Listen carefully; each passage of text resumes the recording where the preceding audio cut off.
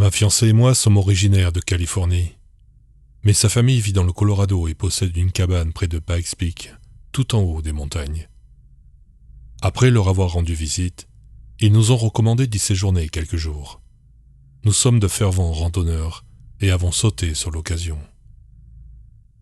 Le Colorado est très riche en légendes populaires amérindiennes. Pratiquement chaque endroit où vous allez a appartenu à une communauté indigène, et les quelques personnes qui restent font perdurer les traditions et leur histoire. Pikes Peak est un exemple. Il y a suffisamment d'histoires et de boutiques de souvenirs pour donner à quiconque le sentiment que leur légende est toujours vivante. Je ne sais pas si cela a un rapport avec ce qu'il se passe en ce moment, mais peut-être qu'un des lecteurs est originaire du Colorado et pourrait nous aider à comprendre la situation. Faye et moi sommes actuellement à la cabane. Cela fait 4 jours, et nous avions prévu de partir aujourd'hui. Mais les choses sont devenues très étranges par ici, et il semble que nous allons devoir rester ici un peu plus longtemps.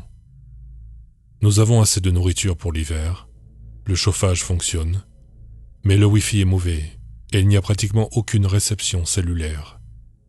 Nous nous sentions isolés. J'essaierai de répondre aux commentaires, mais Internet se coupe pendant des heures ici, assez souvent. La première chose étrange qui est arrivée est la neige. Les prévisions n'avaient pas prévu de neige, alors nous avons fait des bagages légers, mais lors de la première nuit, une tempête de neige a frappé toute la région. Ma petite Corolla s'est transformée en brique de glace, et la ville la plus proche est à 10 km au pied de la montagne. Je m'en veux d'avoir fait confiance au printemps du Colorado. Jeudi, après une journée de belles randonnées et de visites touristiques, des choses vraiment troublantes ont commencé à se produire. Lorsque nous sommes rentrés à la cabane juste avant le crépuscule, nous avons trouvé un énorme attrape-rêve accroché à un arbre, à une 12aine de mètres de la porte arrière. Ce n'était pas le genre que vous imaginez, le genre que vous achetez dans un magasin. Cette chose était faite de brindilles et de ficelles. Et il faisait environ 1 mètre de diamètre, absolument énorme. Ni Faye ni moi n'avons été assez stupides pour le toucher. Nous sommes amateurs de films d'horreur, et nous connaissons les superstitions et les sorts associés à ces objets. Si la neige fond un peu, j'y retournerai pour prendre une photo et vous le montrer. Cette nuit-là, pendant que nous dînions, nous avons entendu pas mal de bruit dans les bois à l'extérieur. Des brindilles qui craquent, des feuilles qui bruissent. Rien d'inhabituel, car nous avons vu des élans et des cerfs pendant notre randonnée. Mais les sons sont devenus plus lents et distincts. Ils étaient en quelque sorte rythmés, comme si quelqu'un sondait la zone. J'ai utilisé ma lampe de poche et jeté un œil dehors depuis le porche, mais il n'y avait rien. Nous sommes restés à l'intérieur toute la journée de vendredi.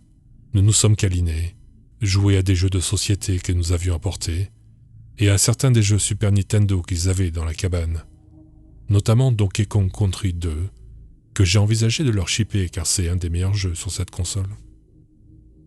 Il a encore neigé, et à la nuit tombée, nous avons commencé à entendre d'autres bruits. Vers 1h du matin, Faye m'a réveillé et m'a dit qu'elle entendait une voix dehors. J'ai tendu l'oreille, et j'ai cru distinguer le son d'un homme qui pleurait au loin. Mais sa voix était étouffée par le vent, et je n'étais pas absolument certain de ce que j'entendais. Nous nous sommes rendormis, mais à nouveau vers 4h45 du matin, nous l'avons entendu plus distinctement, et encore plus après. On aurait dit qu'il appelait à l'aide, mais en parlant une autre langue que je n'avais jamais entendue auparavant. Nous avons appelé le poste de garde forestier au bas de la colline en utilisant mon téléphone portable, et ils nous ont dit qu'ils allaient monter pour voir ce qu'il se passe.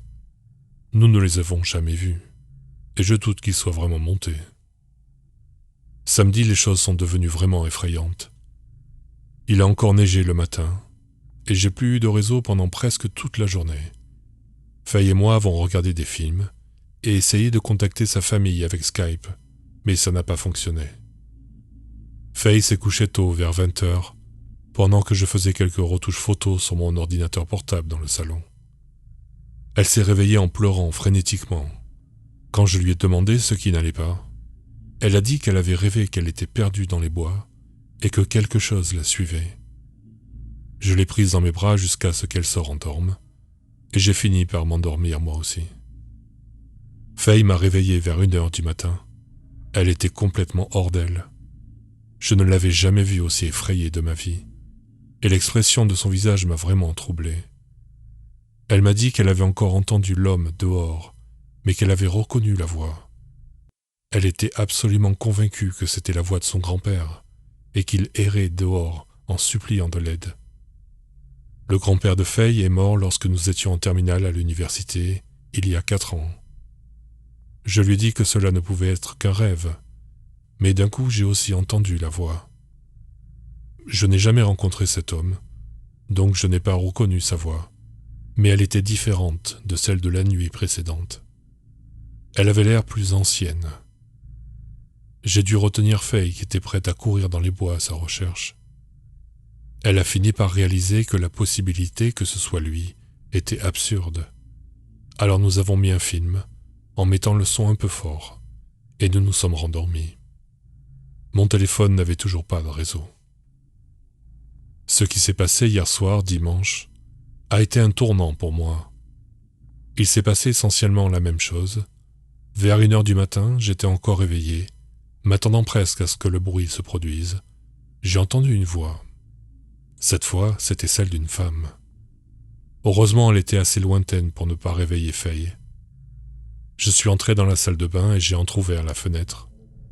L'air glacial qui passait par cette fente semblait être un supplice pour le Californien que je suis.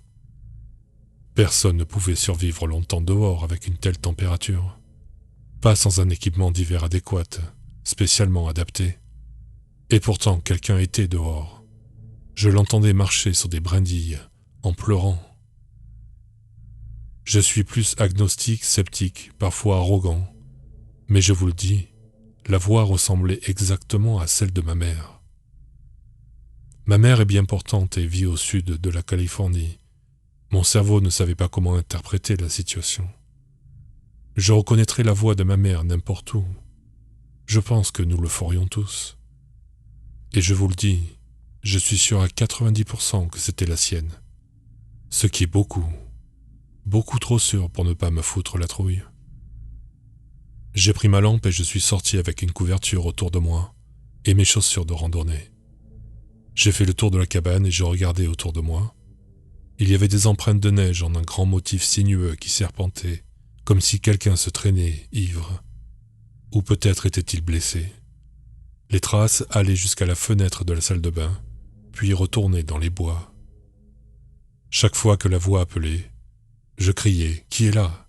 Qui êtes-vous » Et chaque fois la voix s'enfonçait davantage dans les bois. Je suis presque sûr qu'elle essayait de m'attirer de plus en plus loin dans la forêt, loin de la cabane. Une pensée m'est venue. Je ne vais pas mourir comme un idiot dans un de ces mauvais films d'horreur. Je suis retourné à l'intérieur et je me suis assuré que nous étions bien fermés. Comme je ne peux pas appeler le poste de garde forestier, je poste ceci à la place. Je vous tiendrai au courant. PS, c'est lundi, et nous avons réussi à joindre le père de Faye. Le temps est censé s'éclaircir demain. Il va donc nous chercher avec son camion et nous aider à descendre la montagne avec ma voiture. Je vous tiendrai tous informés. Plus qu'une nuit dans cet endroit. Je vais essayer de prendre quelques photos. Modifié lundi à 21h30. J'ai réussi à me connecter 2 fois aujourd'hui. Je suis professeur d'histoire et je n'ai pas beaucoup de compétences en informatique. Donc je ne sais si je peux améliorer le Wi-Fi ou prédire quand il fonctionnera. Je peux envoyer et recevoir des emails et des messages sur Reddit. Mais je ne peux pas ouvrir certains sites web ou voir des photos. Faye ne se sent pas bien depuis midi. Elle a mal au ventre et a vomi plusieurs fois. Nous avons tous les deux mangé la même chose et je me sens bien. Donc je ne sais pas ce qu'elle a. Elle est parfois comme ça quand elle est contrariée. Bien que je sois agnostique et athée, elle est très catholique et assez convaincue que quelque chose de surnaturel se passe. Il n'y a pas lieu de s'alarmer pour le moment. Elle n'a pas de fièvre et je m'efforce de la rassurer et de la maintenir bien hydratée. Elle semble être en voie de guérison. Elle s'est endormie il y a environ 1 heure et demie. Quelques bruits à signaler, des caquettements, voix répétitifs dans la forêt, probablement à 100 mètres. La limite des arbres est à environ 20 mètres, donc ce son vient de beaucoup plus loin. Quelques mouvements repérés, juste derrière la ligne d'arbres, au crépuscule, mais cela pourrait être des élans ou des cerfs. Je n'ai pas pu voir grand-chose. Je garde tous les rideaux fermés, les fenêtres verrouillées, les meubles devant la porte d'entrée et la porte arrière, et je surveille Faye toutes les demi-heures. Son père sera là demain en fin de matinée pour venir nous chercher et dégager ma voiture. Un utilisateur de Reddit se trouvant près de chez nous m'a fait remarquer que j'étais idiot de ne pas avoir vérifié 2 fois la météo. Il avait raison. Je promets de vous tenir au courant dans un nouveau post demain, si quelque chose de significatif se produit.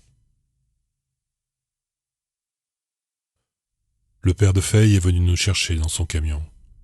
Il a amené son copain avec lui, qui nous suit maintenant dans ma voiture. Beaucoup de choses se sont passées la nuit dernière. Je ne vais pas vous faire part de certains détails car je ne sais pas comment les interpréter. Je ne suis même pas sûr de les comprendre. Mais voici le plus important. J'ai également réussi à obtenir quelques enregistrements que j'essaierai de mettre en ligne lorsque nous rentrerons en Californie dans quelques jours. J'ai essayé de rester éveillé la nuit dernière, jusqu'à 1 heure du matin, parce que ces dernières nuits, c'est l'heure approximative à laquelle on entend les voix. Mais je n'ai pas réussi. Je me suis endormi sur le canapé avec mon ordinateur portable ouvert, en attendant que le Wi-Fi revienne. Je pense que c'était vers 00h30. Je me suis réveillé vers 1h15 du matin en entendant une voix atténuée. Dans mon état de somnolence, j'ai essayé de comprendre d'où elle provenait. Je pensais que c'était juste derrière la fenêtre du salon, alors je me suis assis tranquillement en essayant de deviner les mots. C'était une voix de femme qui disait des choses comme « Quelques jours. Ce n'est pas la mienne. Je ne suis pas seul. Ok. » Je me suis levé et j'ai jeté un coup d'œil par les rideaux et je n'ai vu personne. Mais ensuite la voix a dit « C'est la maison de mes parents. » Et j'ai su que la voix était celle de Faye. Comme je l'ai mentionné plus tôt, ma fiancée souffre d'un trouble du sommeil et de somnambulisme important. Elle a eu des terreurs nocturnes prononcées quand elle était toute petite. J'écrirai une histoire à ce sujet un jour. Je suis entré dans la chambre et j'ai trouvé Faye, dormant sur son ventre comme d'habitude. Elle n'a rien dit d'autre lorsque je suis entré. 2 choses m'ont vraiment dérangé dans cette situation. La première est qu'elle semblait avoir une conversation avec quelqu'un, ce qui en fait est assez courant pour elle, mais la personne avec qui elle conversait l'interrogeait, lui posant des questions sur elle-même, moi, la cabane. Deuxièmement, dans son sommeil, Faye imitait une autre voix. Elle modifiait la hauteur et le ton de sa voix pour ressembler à une autre personne.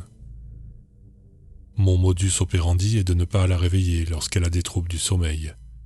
Il y a une histoire derrière cela. Attendez-vous à en avoir une un jour. Au lieu de cela, je lui frotte doucement le dos, les cheveux, ce qui la calme et lui permet de retrouver un sommeil réparateur. J'ai procédé ainsi pendant quelques minutes, puis j'ai entendu un autre bruit, au loin, à l'extérieur. Je me suis levé et j'ai marché jusqu'à la fenêtre pour écouter. Et je pense que c'est la première fois que j'ai vraiment eu peur, au point de penser que nous étions en danger. C'était un enfant qui chantait dans le noir. Je ne pouvais pas vraiment comprendre ce qu'il disait, mais je suis certain que c'était un enfant probablement âgé de 6 à 8 ans qui essayait de chanter une chanson. Il neigeait beaucoup moins depuis un bon moment maintenant, et les étoiles étaient particulièrement brillantes, de sorte que je pouvais voir jusqu'au bord de la forêt, à environ 20 mètres. Une silhouette se tenait là, juste après les premiers arbres, dos à moi, regardant soit la lune, soit la cime des arbres. Elle était si immobile que je me suis convaincu qu'il s'agissait d'une souche d'arbre ou autre. Mais quelques minutes plus tard, elle n'était plus visible. Ma nature sceptique m'oblige à penser que mes yeux m'ont joué un tour. Lorsque je me suis retourné, Faye était assise, bien droite dans son lit, les yeux fermés. Elle fait souvent cela dans son sommeil. Elle tordait le cou et disait quelque chose comme Ne les laisse pas entrer. » Elle faisait toujours cette voix bizarre. J'ai décidé de la réveiller. Faye et moi étions assis dans la chambre, lumière allumée, discutant de ce que nous devions faire. J'ai essayé de me connecter pour envoyer un email à ses parents, mais bien évidemment ça ne fonctionne jamais quand on en a besoin. Nous sommes restés dans la même pièce, puis avons essayé de nous rendormir. À un moment donné, je me suis levé pour aller lui chercher de l'eau. Elle n'avait pas vomi depuis plusieurs heures et se sentait beaucoup mieux. Et par la fenêtre de la cuisine, j'ai vu des flashs de lumière. Ce n'étaient pas des flashs comme ceux que l'on voit quand quelqu'un marche dans les bois avec une lampe torche. C'était plutôt comme si quelqu'un avait une lanterne et qu'il augmentait et diminuait son intensité. J'ai allumé les lumières du porche à l'avant et sur le côté de la maison, en espérant que cela découragerait quiconque d'essayer de s'approcher. Mais alors que je retournais dans la chambre, j'ai vu la silhouette distincte d'une personne à travers le rideau de la fenêtre du salon. Elle était appuyée contre la vitre, les mains sur la vitre essayant de regarder à l'intérieur. Comme il faisait sombre dans le salon et clair dehors, je pouvais clairement voir la silhouette. J'ai crié et me suis approché de la fenêtre, mais la personne s'est enfuie avant que je ne tire le rideau. Faye dormait profondément, mais j'ai continué à entendre des voix à l'extérieur, des voix différentes, tout au long de la nuit jusqu'à l'aube. J'en ai noté plusieurs. Je n'arrivais pas à dormir, alors j'ai campé dans le salon. Je gardais la porte de la chambre ouverte pour pouvoir entendre Faye, au cas où elle se mettait à parler dans son sommeil. Les voix disparaissaient pendant 10 heures, puis revenaient. À un moment donné, je me suis endormi, car j'ai été réveillé par le cliquetis d'un interrupteur. Depuis le canapé, je pouvais voir la lumière de l'extérieur qui s'allumait et s'éteignait. Je ne pouvais pas expliquer pourquoi cela me dérangeait autant, mais c'était le cas. J'imaginais une sorte d'horrible créature se tenant quelque part dans ma maison, actionnant l'interrupteur de haut en bas en souriant. Mon premier réflexe a été d'aller voir Faye, et j'ai failli avoir une crise cardiaque quand j'ai vu qu'elle n'était plus dans le lit. J'ai commencé à l'appeler et à faire les 100 pas dans la maison, regardant par les fenêtres pour voir si elle était dehors. Quand j'ai regardé par la fenêtre de la cuisine, elle était là, assise sur le capot de ma voiture, à une 30aine de mètres dans l'allée. Elle me tournait le dos et regardait fixement la forêt. Elle était absolument rigide, comme elle s'assoit dans son lit quand elle dort. Faye a été somnambule dans toute la maison en Californie. Je l'ai trouvée dans la cuisine, dans le couloir du bas et dans le salon, mais elle n'est jamais sortie. J'ai crié son nom depuis la cuisine, mais à la seconde où je l'ai fait, Faye a sauté de ma voiture et s'est enfoncée dans les bois à toute vitesse. Elle ne s'est jamais retournée vers moi. J'ai commencé à m'évanouir et à crier son nom encore et encore. Je me suis précipité pour attraper mes bottes afin de la suivre, mais à la seconde où j'ai ouvert la porte d'entrée, Faye m'a appelé, derrière moi. Elle était debout dans le hall, l'air confuse, me demandant ce qui n'allait pas. Apparemment, elle était dans la salle de bain. J'avais oublié de la vérifier. J'ai regardé ma voiture et la forêt, et honnêtement, la première pensée qui m'est venue à l'esprit a été « Quel enfoiré !» Inutile de dire que nous sommes restés debout les quelques heures restantes jusqu'à l'aube, en notant par intermittence les voix que nous entendions, qui s'estompaient et devenaient moins fréquentes au fil du temps. Voici la liste des voix que nous avons entendues. Nous nous sommes souvenus de certaines des voix des nuits précédentes, mais j'ai pensé que vous aimeriez savoir ce qui a été dit pendant toute la durée de cette charmante expérience à la cabane. Je retournerai dans le Colorado, mais au diable Pax Peak. Une voix d'homme vaguement familière, mais je ne pouvais pas mettre un visage dessus. Hé, oh mon Dieu, regarde, regarde, hé, non, non, il voit dans le noir, je suis perdu, il fait nuit noire, je vois ces lumières, je vais aller voir, ne saute pas, je te vois. Une voix de femme, d'environ 20 ans, la nuit dernière. Posez-la sur le sol et brûlez-la. Elle parle dans son sommeil. Elle me parle maintenant.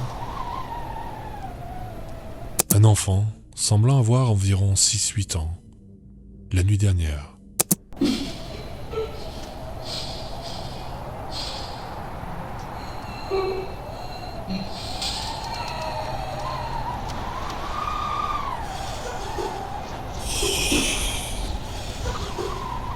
Quand allons-nous rentrer?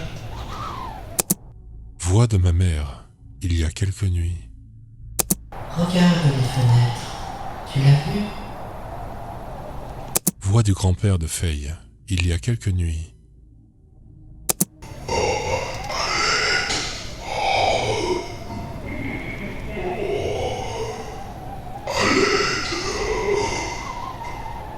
Quelque chose à propos de la guerre. Il y a encore des corps enterrés là-bas. Personne ne les a découverts. Mais ils sont là. Juste ici. Juste là. Oh, ils sont trouvés. Oh, je suis debout au même endroit. 20 ans. Au fait, j'ai oublié de vérifier si la trappe-rêve était toujours là derrière. Mais vous êtes les bienvenus pour aller voir par vous-même. Cette nuit-là, nous nous sommes assis avec Laura, la mère de Faye, dans sa chambre, pendant que son père regardait les informations en bas. Sa mère était tellement bouleversée par les histoires que nous lui avons racontées. Elle était visiblement perturbée au point d'être en larmes. Elle n'arrêtait pas de s'excuser auprès de Faye et de la serrer dans ses bras. Laura nous a dit qu'ils avaient acheté cette cabane à leur amie, Jennifer, je pense, qui avait déménagé au Nevada il y a environ 20 ans, et que Jennifer et son mari s'étaient plaints de toutes sortes d'expériences bizarres lorsqu'ils vivaient là-bas. Son mari Tom, comme moi, aimait faire de la randonnée et explorer les bois, et collectionnait des tonnes de pointes de flèches et autres babioles qu'il avait trouvées lors de ses voyages autour du Pikes Peak. Mais Jennifer avait commencé à rêver que Tom traînait dans les bois depuis leur chambre.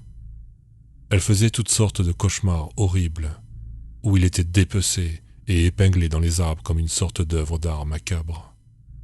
Jennifer a dit que lorsque Tom était au travail, elle entendait parfois la voix de sa fille, décédée dans son enfance d'un cancer des os, appeler « Maman ?» depuis la lisière de la forêt. Les médecins de Jennifer ont prétendu que c'était dû aux médicaments qu'elle prenait et ont changé son traitement. Tom a trouvé un nouveau travail à Vegas et ils ont quitté la région. Sur une note plus légère, Tom s'est pendu dans le garage 2 ans après leur déménagement. Aucune lettre laissée, aucune explication. Quoi qu'il en soit, les parents de Faye, Laura et Greg, n'ont utilisé la cabane que ponctuellement en été. Laura n'a jamais rien ressenti d'autre que des sensations bizarres lorsqu'elle était là-bas, et elle a mis cela sur le compte de toutes les histoires folles que Jennifer lui avait racontées. Greg, en revanche, qui souffre occasionnellement de cauchemars liés à son syndrome de stress post-traumatique, a vu ses troubles du sommeil s'aggraver dans le chalet.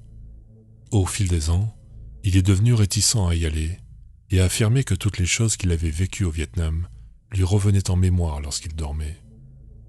Il prétendait que certaines des personnes qu'il avait vues se faire tuer revenaient lui parler dans ses rêves dans cette cabane.